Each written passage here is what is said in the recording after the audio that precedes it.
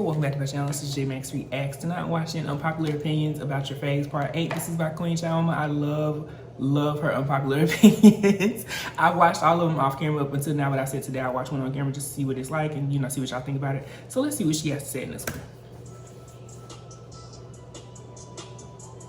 So hey y'all, I'm back with another video. So tonight's video is yet again another Trauma Chats video, Unpopular Opinions. We are on part 8 of Unpopular Opinions on this channel. As you guys know, I haven't been on YouTube for a little bit, just needed a break. Sometimes YouTube and social media can get too repetitive, too redundant, just toxic, very draining. So I be having to take a break, but I am back and I'm better. So what better way to come back with an Unpopular Opinions video? So without further ado, let's get right into this video. So my first unpopular opinion is, I don't think that Tyga deserved backlash for insinuating that Kylie Jenner's firstborn baby may have been his. At the time, Tyga was called corny, lame, desperate, and an attention seeker when he basically said that he had questions about the paternity of Kylie Jenner's daughter, Stormi. If you really look at the timeline, in April 2017, Kylie Jenner went to Coachella. That is where she met Travis Scott. And I kid you not, 2 weeks later, she was pregnant. She had Stormi in February of 2018. So if you backtrack 9 or 10 months,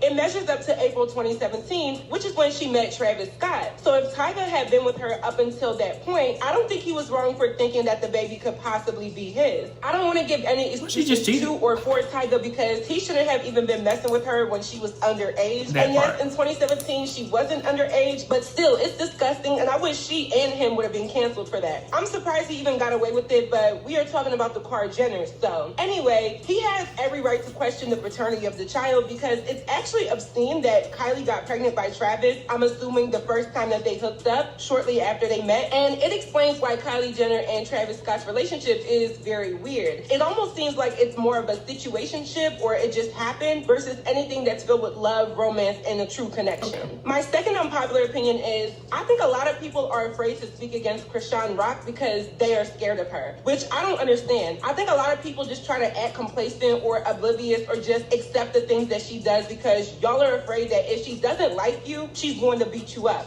Sounds silly being that most of us are all strangers and will never meet or see this girl, but I think a lot of people coddle her for her light skin privilege first and foremost, but the other half of it is that I think people are actually scared of her. The girl can fight though, but I think she should channel most of her anger into maybe doing celebrity boxing matches and making money off of it because this charade is going to get old really fast. I mean, and she did that before she got with Blueface and did all that craziness. I know already has. She has been trending a lot, and I know she has a new show on Zeus Network, so she'll be back in our faces all the time very soon, and then we can see what type of excuse that the general public is going to make for her behavior, because that's what all of y'all do. My third unpopular opinion is Drake is starting to give me midlife crisis vibes. I haven't listened to any of his new songs yet, only the ones I've heard on the radio. Like, I haven't sat down and listened to the album all the way through. I've really been on a break. I've only seen the uproar about whether or not he offended Meg Thee Stallion and called her out, and I do think that he was throwing shots at her, no pun intended, because there's such thing as a double entendre, and honestly, the shoe fits, so I don't know why people were creating think pieces as if people's minds weren't going to where it went. However, I feel like Drake is in a place where, of course, he's the most successful rapper, and he's very talented, and nobody really has anything negative to say about Drake overall. His comprehensive discography and his music, as well as just his appeal to a global audience, is pretty positive. But Drake is 36 years old. He has one young son by a porn star. He doesn't really seem to have any focus in doing anything but being a bachelor for the rest of his life because that's kind of what he gives off. And I think some of his songs and some of his moves and how he's always hopping on different sounds and trying to just do what is trendy or popular or relevant is just signs of like a midlife crisis. Like, I don't even say it to be malicious or offensive. It's just an observation because I do expect Drake to like settle down, but this man is pushing 40 and I think he's starting to realize that there has to be more to life. He got some heat for his last album or single that he dropped, and I think it's gonna wake Drake up a little bit more to quit the antics of having to mention women who are no longer attached to him and go find something serious. I didn't like that he came for Serena. Everything is always unprovoked with Drake, but he gets passes for it all the time. But this time, I think people were holding him accountable, and I think it's going to reflect in him channeling a different energy for himself in and outside of music. My fourth unpopular...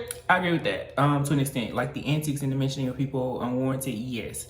The musical aspect of it, though, experimenting with sounds that I don't necessarily agree with. Like she said, it's her opinion, but my opinion is more so that music is just changing, so they got to figure out how to move with that, That's just my opinion.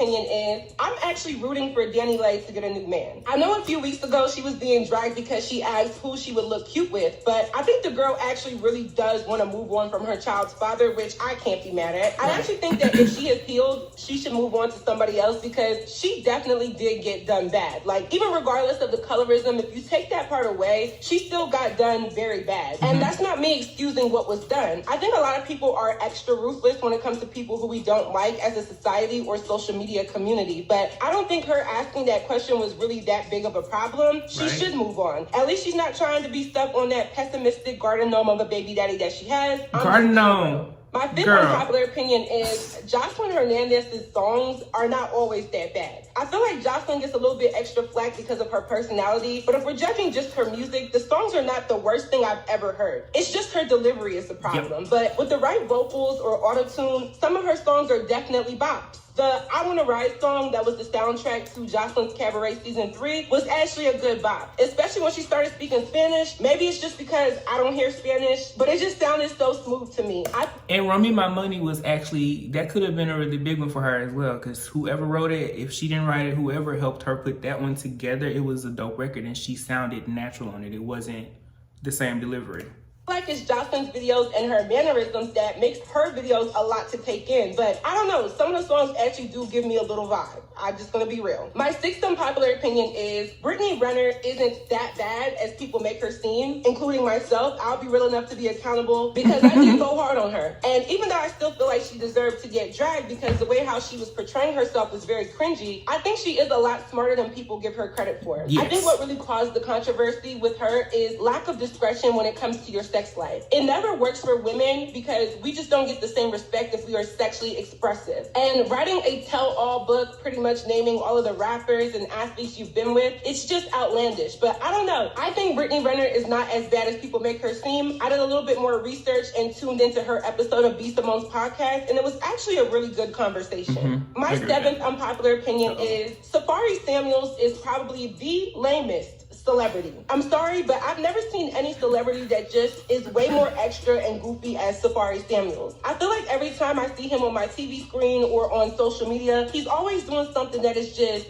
nutty. He makes himself look so bad. He has this high level of arrogance that seems to be oversaturated in comparison to what he's actually known for, and it just doesn't give for me. On all accounts, I feel like doing reality TV is a hit or miss with how the general public will perceive you, and I think he is perfect for it, but he plays way too much into it, and that has made him lose hella cool points. Especially the way how he did his wife, ex-wife, Erica Mena. You just don't get any points for that. I like Safaree better when he was Nicki Minaj's shadow. He had a better mysterious quality to him, and people actually gave him credit for his writing skills with the music. He kind of ruined his own connotation by all of his antics on social media and reality TV over the years. My eighth unpopular opinion is Rihanna was and has been one of the biggest promoters of sexualizing women and promoting sex appeal, but she always gets a pass. The rapper baby mamas are the only ones that catch heat for this imagery, but as soon as Rihanna did her whole good girl gone bad era, everybody was here for it. Even with her coming out with Savage X Fenty, I love the line because I mean it's Rihanna and I like anything that's kind of inclusive. However, I feel like it's society that picks and chooses. Now, I will say this. I firmly believe that your reputation directly impacts your connotation when it comes to crossing the lines or pushing the envelope of sex appeal. For instance, if I was to wear something super sexy, y'all would probably give me a pass because I don't have a messy or problematic reputation. But all I'm saying is for every action, there is a reaction. Back in the day when we didn't have as many girls as we do now, figures like Rihanna and Nicki Minaj really did commercialize this modern version of female sex appeal. I always see girls being referred to as IG models or IG thoughts because there is this stereotypical interest that comes with them all. However, if we look at how we got here, I think it does start with certain public figures and celebrities, Rihanna being one of them. And no, she didn't pioneer sexualism as a whole. I mean, this has been happening for centuries, but in terms of the modern social media era, that good girl gone bad definitely has some lasting effects. My ninth unpopular opinion is Future doesn't get enough credit for being versatile. I think Future gets written off as a trap rapper because that's how he started off, but when you listen to Future's songs, he definitely has range. Future is definitely shadowed by a lot of his toxic antics, but if we're just focusing on the music and like people say, separating the artist from the music, his music is actually really good. Most of my favorite songs by Future are the ones that are a little bit less trap and hip hop, and I feel like people kind of downplay Future's versatility. He still gets a lot of credit, but I feel like he should get a little bit more credit for being able to create songs that have so many different sounds. Racks on Racks on Racks definitely doesn't sound like Wait For You, and Stick to the Models definitely doesn't sound like Incredible. I don't know, I just thought I would point out that Future is definitely very versatile. My 10th and final unpopular opinion is Saweetie is way too unproblematic for the backlash that she gets. Come on. Saweetie is pretty much a product of pretty privilege. I mean, she unapologetically says that she makes music for pretty bitches and has a whole pretty bitch music thing going on. But I don't think Saweetie is problematic like many other female rap acts. I think the hate or backlash that she gets just stems from the fact that people think she's mediocre, which, I mean, is not far-fetched. But let's be real. Saweetie doesn't trend for foolery and dumb actions. She really doesn't beef with anybody. She really doesn't throw shots. She's not jumping from industry penis to industry penis. She doesn't really do anything but put out music, eat weird combinations of food, and look pretty. But somehow people still dislike her. I don't know why that is. I do want to make some comments about how she only sold 2,000 records. I feel like there's way more to it because it goes to show that albums aren't really selling these days, and a lot of female rappers are more known on social media, so that's a video for another day. Either way, I think Saweetie oftentimes gets unnecessary hate because she's one of those celebrities that really doesn't do too much wrong and isn't in and out of controversy. So that is it for this video. I hope you all enjoyed. Please let me know your commentary on my commentary down below. What do you think? What do you know? Let me know. Did I trigger you? Did I say some unpopular opinions that got you mad? Let me know in the comment section. If you haven't already, go stream my song Ballin'. It has been out on all platforms.